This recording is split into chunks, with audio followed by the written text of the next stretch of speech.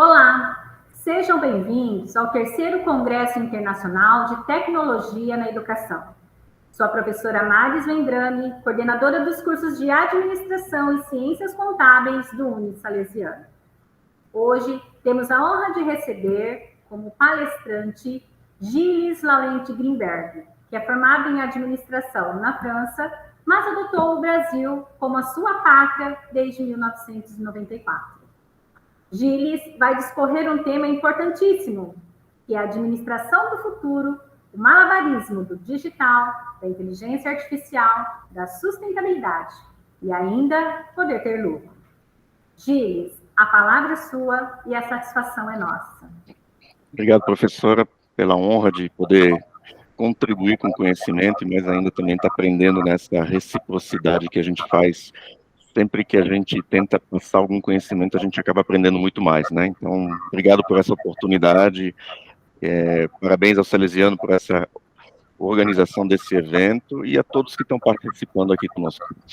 Então, um tema bem complexo e de atualidade, né? A administração do futuro, né? Quando a gente fala de administração do futuro, o futuro pode ser já amanhã, né? Porque o mundo hoje está numa velocidade tão grande, a entrada da inteligência artificial, do digital, a sustentabilidade que tanto se fala, e ainda quando a gente administra, ou a gente se envolve dentro de um empreendimento, seja nosso ou seja de terceiros, a gente tem que dar lucro. Essa é a essência, né, de uma administração, um negócio, ou até mesmo administração em casa, né, a gente tem que ter resultados. Então, obrigado por esse convite. Se quiser seguir, professora, por favor. Se quiser colocar no modo apresentação, talvez possam ver de uma forma mais... Sim, tá bom, professor? No modo apresentação, que para mim ainda está com os slides. Não sei se a senhora vai conseguir, mas se não, tranquilo, podemos seguir assim. Bom, primeiro, vou me apresentar. Como a professora disse, né, meu nome é Gilles Laurent Grimberg, eu sou francês e decidi ser brasileiro por opção. Né, eu falo isso porque muito se critica às vezes, por que você está no Brasil, que o Brasil tem as suas dificuldades, mas eu acho que o Brasil é o país do futuro, em todos os sentidos, então a gente tem que valorizar muito isso que a gente tem aqui no Brasil, e às vezes eu até falo, como brasileiros, a gente acaba criticando demais o nosso país. Aqui a gente tem a oportunidade de empreender muito mais, às vezes, do que em países lá do velho continente, como a Europa, Estados Unidos e outros países. É um país de muito futuro, o Brasil, e eu vivo por isso. Eu sou casado hoje há 25 anos, tenho 3 filhos, Giuseppe, Juliano e Giovana, e eu brinco assim que eu sou corintiano porque não tem time mais sofredor igualzinho a um administrador de empresa, né? A gente sofre todo dia igual corintiano, então eu acho que é por isso que eu acabei virando corintiano também. Por favor, próximo slide. Eu vou fazer aqui, no próximo slide, um ponto que é importante, né? Muitas vezes na nossa vida, a gente acha que sabe tudo, ou a gente encontra pessoas que têm essa grandeza, digamos, entre elas, que de dizer assim, eu já sei tudo, eu já fiz tudo, eu sei tudo que pode ser feito, né? Então, contar um pouco da minha história, né? Meu pai, eu tinha 16 anos, meu pai 47 anos, ele ficou inválido, paralisado, até hoje, inclusive, vivo, com 81 anos, mas com 47 anos ele ficou paralisado e a vida mudou muito pra gente, né? Na época eu comecei me formando em eletrotécnica porque não tinha outra opção. Depois eu fui fazer administração, era o que tinha. Eu saí da França, eu morei no Brasil até os 16 anos, voltei para a França e com 21 anos decidi voltar para o Brasil. E eu tinha apenas $1.000 na época para desbravar o Brasil. E eu juntei esses $1.000 sendo frentista de posto de combustível, atendente de supermercado. Então, assim, a gente não tem medo de fazer algo quando a gente quer crescer. Eu trabalhava como eletricista de manutenção numa fábrica, eu comprei um restaurante de $20.000, $22.000 na época, para pagar em 22 vezes, e eu só tinha aqueles $1.000. Depois disso, eu fui evoluindo, aí eu dei um passo maior do que a perna, quebrei, né, voltei para o zero. Trabalhei em hotelaria, trabalhei em rádio, gerenciei boliche. Nesse boliche fui promovido para assumir 5 unidades maiores no Paraná. Eu estava na época em Santa Catarina, conheci minha esposa nessa época. Saí do boliche, montei um bar e quebrei de novo. Ou seja, O que me faltava? Era administração. Ciências contábeis nem falo, então, mas administração me faltava com certeza muita coisa. Quando eu quebrei de novo, voltei para a hotelaria, assumi como gerente geral de hotéis, tinha, se eu não me engano, 24 anos, nunca tinha gerenciado hotel, gerente geral, não estou falando nem gerência de cargo, gerência geral, nunca tinha feito isso, tinha pessoas que tinham talvez o dobro da minha idade, ou a minha idade de profissão, e você tem que ter um malabarismo para saber administrar pessoas que têm muito mais conhecimento que você, porque a pessoa do administrador, principalmente quando é função geral, você é espelho de muita gente, então você de certa forma não pode fraquejar muito nas suas decisões, você tem que ter uma habilidade muito grande de lidar com elas no dia a dia. Eu trabalhei durante 10 anos em gerências gerais de hotéis, eu fui regional de hotelaria, eu montei um negócio próprio de prestação de serviços em hotelaria, enquanto ainda trabalhava, e conheci o que viria a ser hoje meus sócios numa área petroquímica, ou seja, eu brinco que é o outro lado do cérebro. Eu trabalhava com serviços e hoje eu estou na área petroquímica de produtos. Então, mais uma vez, você tem que se adaptar muito ao que surge. E hoje eu posso dizer assim, eu era uma referência em hotelaria e hoje me tornei uma referência na área de combustíveis no Brasil. Então, isso tudo é uma evolução que a gente tem, né? Eu sou CEO dessa empresa, eu tenho 51% dela. Isso foi essa evolução. Em dezembro de 2020 ocorreu o que é, para mim, a situação mais difícil que eu vi na vida, que foi perder meu filho mais velho. Ele faleceu com 22 anos. E tudo isso são lições.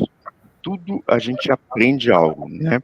A gente tem que ter resiliência, a gente tem que se reinventar, a gente tem que pensar muito em evoluir. Então, eu só queria fazer um pouco esse apanhado de quem sou eu, porque a gente precisa saber quem que está passando algum conhecimento para a gente, né? Então, isso é importante. Se a professora quiser seguir, por favor.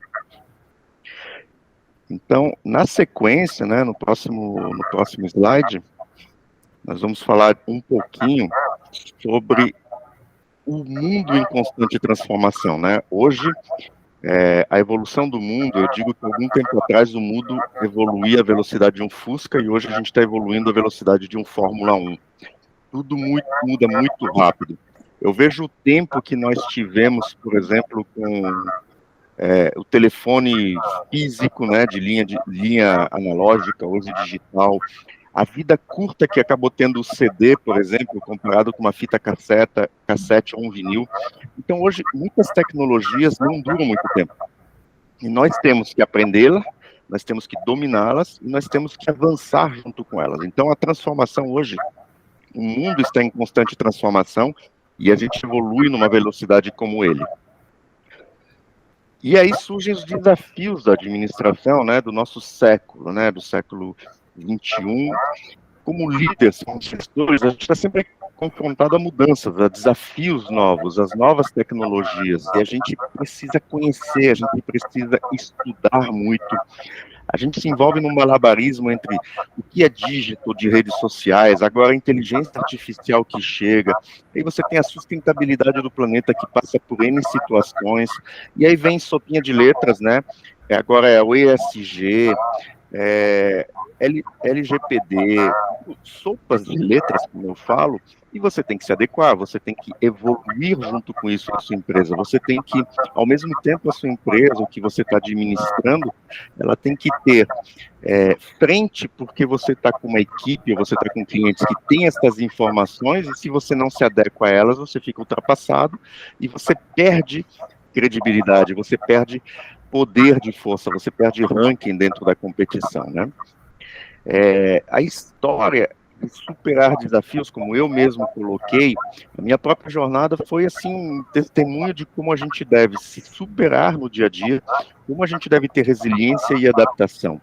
Hoje, muitas gerações novas querem muito para ontem, só que a gente não forma um profissional, seja o segmento dele que for, se ele não tiver disposto a aprender todos os dias, a evoluir todos os dias. Infelizmente, no digital, a gente não aprende em rede social.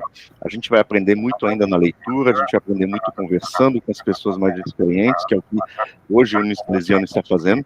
Então, eu, no caso, desde a adolescência, tive que inventar muitos desafios desafios inesperados, desafios que chegaram da noite para o dia, começar do zero muitas vezes, isso a gente não pode fraquejar. Ou seja, o que eu quero dizer com isso? Todos os que estão aqui estudando vão enfrentar desafios no seu dia a dia, na sua vida, e você tem que entender que cada desafio de ontem está preparando o amanhã. A gente está evoluindo sempre para aprender. Então, eu me lembro que cada profissão que eu exerci, e foram as mais diversas no mundo, me prepararam para superar desafios. E é isso que é importante a gente pensar. A gente não pode desanimar. Os sustos e os desafios vão chegar, mas a gente tem que estar preparado a enfrentá-los no dia a dia. Hoje a gente fala muito dessa era digital, né? O novo normal, né? A gente saiu de uma pandemia onde se dizia que não iria mais ter presencial, de reuniões, que o digital ia superar muita coisa, as reuniões como nós estamos fazendo agora, gravando via Teams ou via Zoom, tudo isso é uma evolução que existe.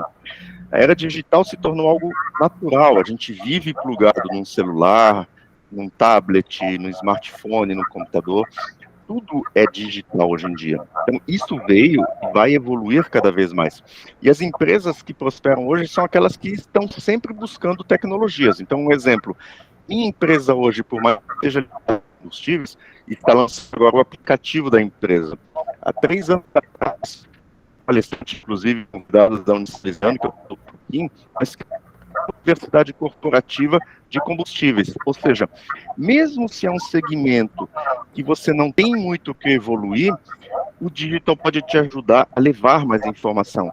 Agora, não é o mercado que dita isso, somos nós que devemos ditar isso e levar isso no dia a dia para o nosso segmento. Então, quem é que está à frente do digital? Somos nós. Dar essas ferramentas para poder avançar, né? As tecnologias vêm como um facilitador. Eu citei o exemplo, nós criamos a Universidade Corporativa falando de combustíveis, ou seja, usamos a tecnologia a nosso favor. Isso é o que todos podemos fazer. Não sermos dependentes da tecnologia, né? Eu falo muito, nós devemos usá-la a nosso favor. Vou dar alguns exemplos. Hoje é muito fácil eu pesquisar qualquer coisa na tecnologia, ir no Google, no celular, no computador, eu vou pesquisar qualquer coisa. Mas é difícil hoje, se você perguntar para alguém qual é a data do término da Primeira Guerra Mundial ou da Segunda Guerra Mundial, qual é o dia do desembarque na Europa. Eu estou citando alguns exemplos de que isso é cultura, isso é informação que a gente deve buscar. A gente tem que ter isso porque a tecnologia ela te facilita muita coisa, mas ao mesmo tempo ela pode te tirar a cultura necessária naquele momento que você vai ter uma conversa, uma reunião, em que sua empresa que você trabalha, ou a tua empresa, você vai ter conversas longas às vezes para desenvolver o teu negócio. E se você não tiver a cultura, você não vai poder pesquisar na hora no celular para saber o que você vai falar com aquela pessoa. Então a tecnologia ela é facilitadora, mas ela não pode ser algo que nos trave na evolução nossa própria. A gente tem que usar a tecnologia como um facilitador a nosso favor, né? Então isso a gente deve buscar muito no nosso dia a dia. E aí vem esses desafios que a gente fala da era digital, né? Existem muitos desafios da era digital. A cibersegurança e a proteção de dados hoje são as preocupações mais importantes dessa era digital. Se a gente estiver falando de administração de empresas, de ciências contábeis, de muitas informações, muitas vezes sigilosas, segredos de empresas, segredos industriais, eu tenho que ter muita preocupação com a cibersegurança e com a proteção de dados das pessoas que eu estou coletando dados. Citei o exemplo, eu desenvolvi agora o aplicativo da empresa, eu vou ter informação de muitas pessoas nele. Eu tenho que dar segurança que os dados que eu estou ali compartilhando dessas pessoas que eu estou tendo acesso, esses dados têm que estar bem protegidos e eu tenho que dizer isso para as pessoas. Elas têm que saber que os dados dela estão seguros comigo. Então, esses são desafios que existem. Além disso, investimentos grandes, né? Porque tudo que é digital, inteligência artificial, cibersegurança, requer investimentos. Eu não posso hospedar as informações do meu cliente em qualquer Google Drive. Eu, por exemplo, tenho o site da minha empresa que está dentro do mesmo servidor da Philip Morris, que é uma das maiores empresas de cigarros no mundo todo. Não que cigarro seja um bom exemplo, né, mas o servidor deles é muito robusto. Então, a gente tem que buscar tecnologias nesse sentido. E aí entra outras informações, que é algo muito importante hoje que a gente fala muito. O que é Data Driven Decision Making? O que é isso? As empresas hoje, em base das informações que elas coletam das pessoas, então você já viu aqueles inputs que o Instagram te manda, um TikTok, um Facebook, aquilo é um direcionamento, é um estudo que eu estou fazendo sobre o que as pessoas querem, eu estou usando essas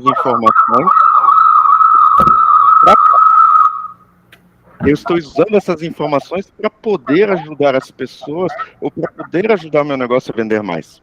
Né? Então, o termo Data Driven, ele está sendo muito utilizado, as empresas estão observando o que o seu mercado, o que o seu público faz no dia a dia, e com isso ela está direcionando a empresa dela. Então, isso a gente tem que fazer muito, isso está à disposição. Da mesma forma, eu tenho que ter cuidado para não usar essa informação de uma forma errada, né, no caso. E aí entra essa adaptação, né, a transformação digital. A gente se adapta no dia a dia, ou seja, eu tenho que ter uma mentalidade de aprendizado contínuo. Eu não posso cair na mesmice de não querer continuar aprendendo. Então, assim, eu estou falando aqui talvez para muitos alunos, e falar assim, o aprendizado é contínuo. Eu aprendo todo dia. Eu fiquei 15 dias agora ministrando treinamento por clientes meus. Eu cheguei a fazer a mesma apresentação 5 dias seguidos. Eu não conseguia fazer a mesma apresentação 5 dias seguidos. O treinamento era o mesmo, mas toda vez que eu voltava para o hotel, eu trocava um slide, eu buscava um novo tema, eu ouvia a pessoa que era desde um frentista de posto de gasolina até o diretor de uma empresa com faturamento de milhões, ele falava alguma coisa, me trazia um insight, eu ia pesquisar isso e colocava no meu material. Então, o aprendizado contínuo é muito importante, não cansem de aprender.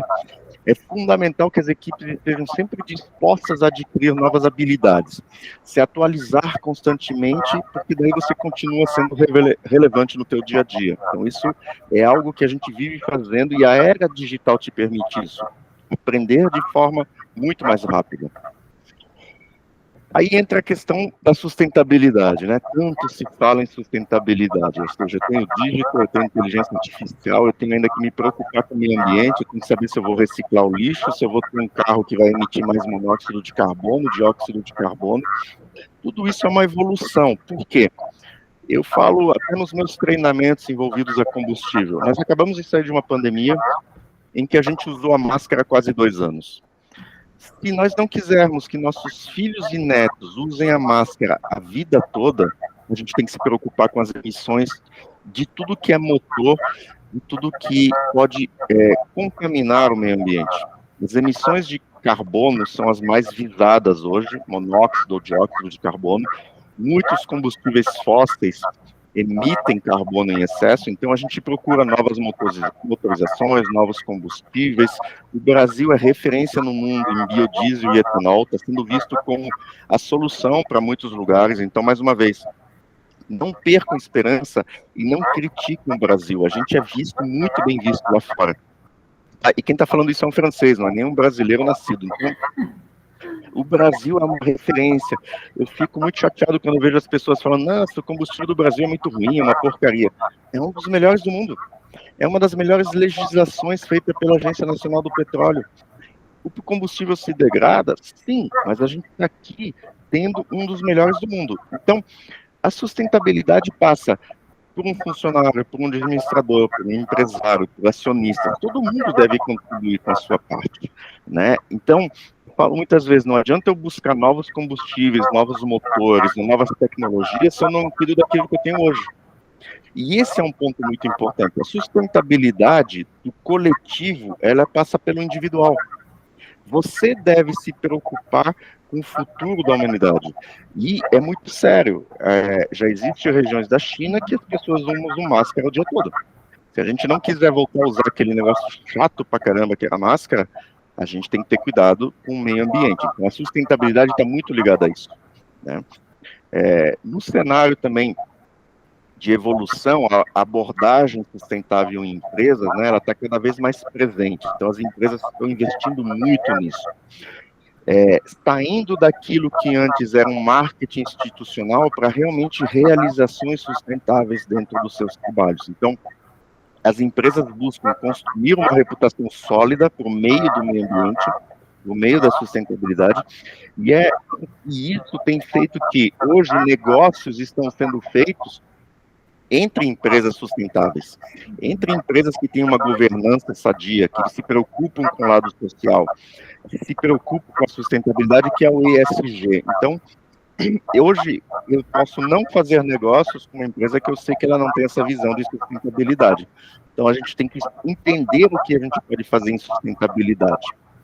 O desafio principal da sustentabilidade, apesar de ter benefícios evidentes no dia a dia, ela tem desafios muito complexos. Por exemplo, ela custa caro, ela tem muita pressão regulatória, normas a serem seguidas, ela necessita de inovação constante. Eu tenho que criar produtos, eu tenho que criar processos, então eu tenho normas a seguir, e no dia a dia esses processos devem ser realizados, inspecionados, fiscalizados, para que isso funcione. Então, não se vocês pararem, todos os que estão vendo aqui a nossa apresentação, nossa palestra, para refletir. Quando é que você reciclou o lixo em casa semana passada? O que você fez para contribuir com a sustentabilidade ontem ou semana passada? A gente fala muito, eu vou separar o reciclado em casa, mas quantas vezes a gente fala, poxa, hoje eu não vou fazer isso, estou cansado, não quero fazer, joga lá em qualquer lixo e vamos para frente.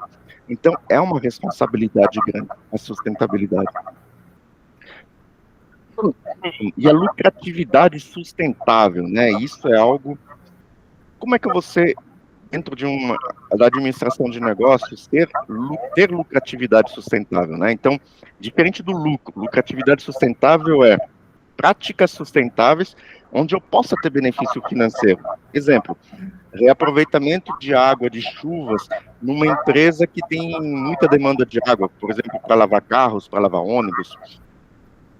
Reaproveitamento de materiais recicláveis para fazer produção de alguma coisa que pode ser útil na minha empresa. Então, isso é muito importante eu também vislumbrar isso para poder fazer um aproveitamento. Gramados enormes para poder fazer irrigação. Posso usar água de chuva, eu posso armazenar essa água para poder fazer utilizações distintas. Então, eu tenho que ter práticas que eu possa também ter um benefício financeiro por ela, porque eu vou economizar na minha conta de água, posso colocar painéis solares, fotovoltaicos para reduzir a conta de energia elétrica. Tudo isso são práticas sustentáveis com retorno financeiro. Perdão. E aí a gente vem a falar daquilo que virou moda agora, que é a inteligência artificial, né? A inteligência artificial está na boca de todo mundo. Eu desafio alguém a falar para mim assim, o PowerPoint que você fez, ele foi feito com IA ou você mesmo que pensou e escreveu? A gente já não sabe mais a diferença. Será que eu usei a inteligência artificial para preparar meus slides? Talvez. Será que eu fiz eu mesmo? Talvez. Qual é a diferença e qual é a importância disso? Não é como é que eu fiz, mas é que como eu extraí os valores dessas informações que eu peguei de alguém, eu peguei de mim, eu peguei da inteligência artificial, ao favor daquilo que eu quero fazer com isso. Então, a inteligência artificial é algo que vai crescer muito, a gente vai evoluir muito. Nós precisamos ter ferramentas de controle, isso é fato, né? Sempre vai evoluir, tudo que surge novo tem que ter controle, mas ela veio para ficar. Mais uma vez, nós vamos ter que usar isso a nosso favor. E eu vou dar um exemplo bem mais antigo, né, meu e do hoje. A inteligência artificial não é nada mais do que eu fazer aquela anotação no cantinho da mão quando eu ia colar numa prova. Ela está ali para te trazer uma informação fácil. Então eu anotava lá num papel, isso é uma cola. Agora, eu posso colar e mais aprender o tema, eu posso usar a inteligência artificial para poder trazer valores para mim, não para me tornar um preguiçoso de informações ou um repetidor de informações, porque eu fui ver o que o chat OpenAI trouxe para mim. Então, isso aqui é um ponto importante, saber diferenciar isso. A inteligência artificial pode ser colocada em logística, né? As aplicações dela, ela pode ser ferramentas de aconselhamento, facilitar trabalhos em diversas profissões, por exemplo, redigir defesas jurídicas no Brasil Estudos, às vezes, de contábeis, como vocês estudam, a inteligência artificial pode ajudar muito. Eu me lembro quando eu estudava, eu tinha que decorar inúmeras fórmulas. Hoje, quando eu falo com meus filhos, eles não precisam mais aprender as fórmulas. Eu tinha que decorar todas as fórmulas. Então, era algo assim que... Aí você pensa hoje, meu Deus, para que eu decorei aquilo? Porque eu estava trabalhando o cérebro. Hoje você não precisa mais isso. Então, a inteligência artificial pode vir para ser um facilitador, ela não pode ser algo que vai nos acomodar. Lembra que eu falei, a gente está em constante estudo, a gente deve estudar todos os dias. Se eu me acomodar, eu morri. Esse é um ponto falho, né? Os desafios que a gente encontra, né? Ele está muito ligado para mim à ética. A inteligência artificial, seus desafios é a ética. Por mais que ela ofereça oportunidades significativas, ela traz muitas preocupações não éticas, falta de políticas de ser correto nelas. E aí é muito importante que os administradores consigam e adotem princípios éticos e tenha regulamentação. A gente ainda não tem regulamentação na inteligência artificial, vão surgir, vai acabar sendo alguma coisa mundial, né? A gente teve logo no início, que começou a se falar muito, imagens do Papa Francisco, Donald Trump, em situações diferentes. Eu não posso ter isso, porque eu não sei diferenciar. E não é que eu não sei diferenciar. Eu, Gilles, vocês, alunos, a professora, até a gente consegue diferenciar. Mas você imagina quantos bilhões de pessoas tenhamos no mundo, que a gente está quase em 8 bilhões, não são capazes de diferenciar isso. Então a gente vai começar a ter uma propagação do que a gente vem falando muito de fake news, baseados no que uma inteligência artificial pode provocar. Então eu tenho que ter regulamentação, eu vou ter que ter doutrinas, alguma coisa que possa limitar a utilização da inteligência artificial para que não haja algo nocivo à humanidade, né? E aí a gente vai ter que aprender muito também, porque se vocês tiverem acesso ao OpenAI, né, que você faz uma pergunta, eu já testei. A mesma pergunta de frases diferentes, eu tinha respostas distintas e eu consegui fazer até a inteligência artificial reconhecer que ela estava errada em algo que ela estava certo. Então, eu tenho que saber como usar isso. Eu não posso achar que ela é soberana na informação que ela está trazendo. Até porque ela é uma inteligência artificial, mas por trás dela existe uma base de dados, onde ela vai e faz a sua consulta geral. Então, eu tenho que ter cuidado com a informação como ela vem. Como é que eu vou checar uma informação? Pesquisando de outra forma. Conferindo se aquela informação não é certa. E se eu não tenho conhecimento, como é que eu vou saber se o que ela está me dizendo é certo ou errado? Então, é muito importante a gente, mais uma vez, não se acomodar e continuar aprendendo em relação a isso que a gente está desenvolvendo, né? Mas inteligência artificial, eu posso dizer para vocês, é a nova revolução que está chegando e faz muito tempo que a gente não tinha uma revolução dessa forma. Tá? Então, se preparem, porque vai ser algo ainda que vai estremecer alicerces por aí afora. E existe aí o equilíbrio, né?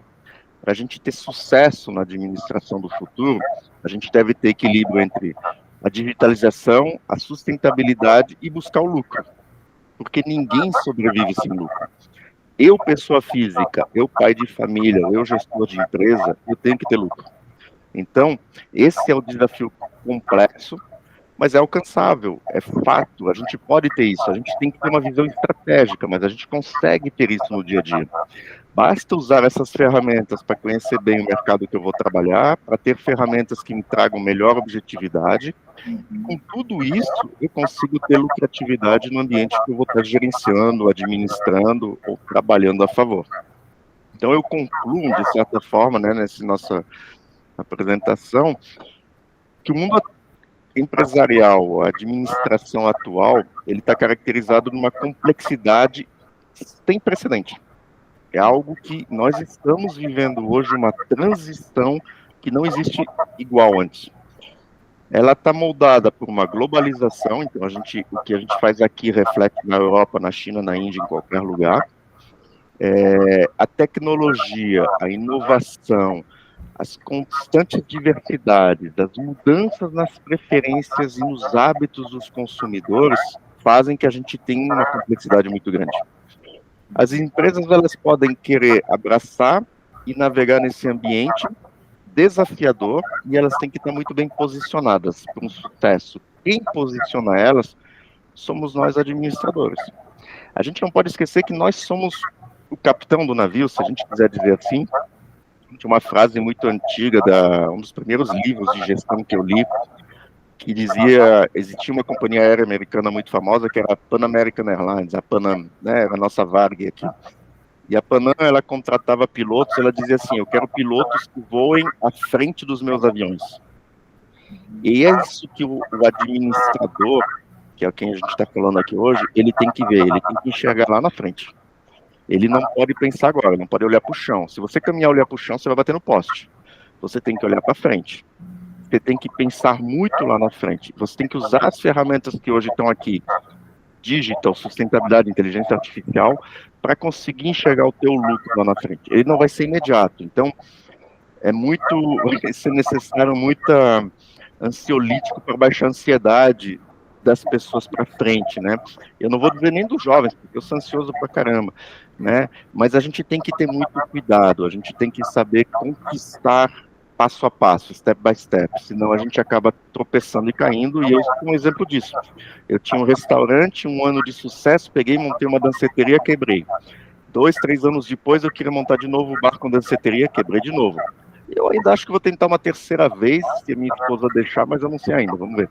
Então, o desafio é equilibrar a complexidade de tudo que está acontecendo, do digital, da sustentabilidade, da lucratividade, e ter, assim, uma estratégia empresarial. Então, é realmente equilibrar tudo, por isso que eu chamei o malabarismo, né? E o malabarismo a gente vai sustentar ele estudando, conversando, leiam muito, leiam, mas não é ler só a internet.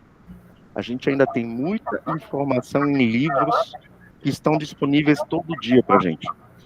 Leitura, de ler mesmo, ela é muito importante. Você aprende a escrever melhor, você aprende a se conversar melhor. Eu já entrei em reuniões que tinham 6, 7 pessoas e eu via lá talvez 3 pessoas que depois que tinha falado de futebol não sabiam mais falar de nada. Eu posso falar de viagem, eu posso falar de bebida, de vinho, eu vou ter sempre um pouco de assunto de tudo. E olha que eu ainda acho que eu estou longe do que eu deveria ser. Mas isso torna você uma pessoa interessante. E você se tornando uma pessoa interessante, você desenvolve aquilo que você está fazendo na tua vida, na tua atividade, certo? E uma frase que eu ouvi para concluir aqui minha apresentação, para mim, ela marcou muito o momento que nós estamos vivendo. E essa frase, ela não é de hoje, ela já tem alguns anos. Ela é muito importante. Ela foi dita por uma pessoa que era consultor da IBM, ou seja, IBM, tecnologia, né? A gente vê lá desde antes da Primeira Guerra Mundial e Segunda Guerra Mundial, na verdade, a IBM já existia. E a frase é assim, ó: enquanto ciências exatas ensinam como construir coisas, são as ciências humanas que ensinam o que construir e por que construir. Então, a gente pode ter a melhor tecnologia que é a ciência exata. A gente sempre vai precisar do homem, da humanidade, do pensar, disso que nós estamos fazendo aqui. Pode ser que daqui a, não vou nem dizer 10 anos, daqui a 3 anos, vai ter um robô aqui falando a mesma coisa que eu. Mas ele nunca vai ter a vivência, e eu e a professora podemos passar para vocês, que é o lado humano. Então, a gente não pode perder isso. Sempre ter as ciências humanas a favor daquilo que a gente quer fazer. Então, é isso que eu queria deixar de recado para vocês. Agradecer aqui a todos, né, em francês, merci, em português, obrigado. E se tiver outras pessoas também, thank you. Deixarei meus contatos aqui, está na nossa apresentação, e se a professora tiver alguma pergunta, que tiver alguma dúvida em relação ao que eu falei aqui, estou sempre à disposição de vocês.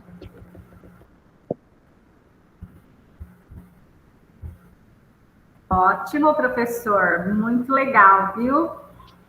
Que bom, viu? Que ouvir tudo isso, né? Ouvir uma pessoa tão experiente quanto o senhor, para os nossos alunos, da importância da leitura, né? Da importância de ser uma pessoa formada por completo, ter um vocabulário adequado, né? Porque eu falo que tudo exige a comunicação, né? Se a gente não consegue se comunicar, a pessoa não consegue nos compreender, a gente fica prejudicado com tudo isso.